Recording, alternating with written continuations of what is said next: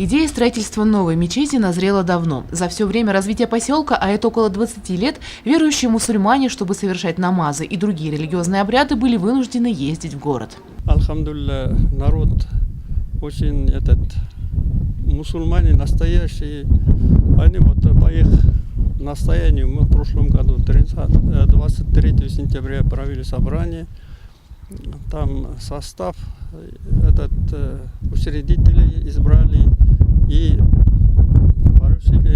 создали мусульманскую религиозную организацию, и меня избрали имам хатибом и поручили начало строительства мечети. Алхамдулилля, это был вопрос трудный, мы не представляли, что это так у нас легко получится. Сразу у меня появились такие прекрасные люди, настоящие мусульмане. Строительство в самом разгаре. Большая часть работы выполнена, но еще осталось много чего доделать. Хотя уже сегодня невооруженным глазом можно увидеть, как новая мечеть скоро станет своеобразным украшением поселка. Сокольный этаж, там у нас будет столовая, кухня.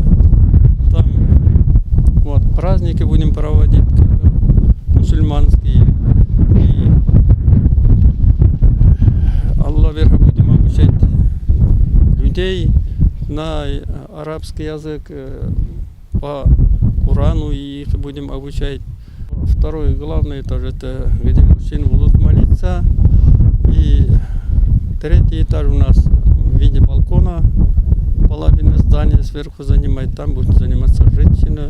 Тому, кто построит мечеть даже с размером гнезда куропатки, Всевышний построит дом в раю, сказал пророк в одном из своих хадисов. Безусловно, спонсоры, жители Аркаима и просто неравнодушные люди делают большое дело. Остается надеяться, что открытие нового культового здания поможет укреплению духовно-нравственных ценностей, особенно у молодежи, будет способствовать формированию здорового общества, нормальному микроклимату в поселке. Ведь ислам – это религия миролюбия и добра. А с высокого минарета скоро будет возвещаться время начала и окончания намазов, в светлом и просторном помещении проводиться богослужения и религиозные обряды, преподаваться уроки основ ислама.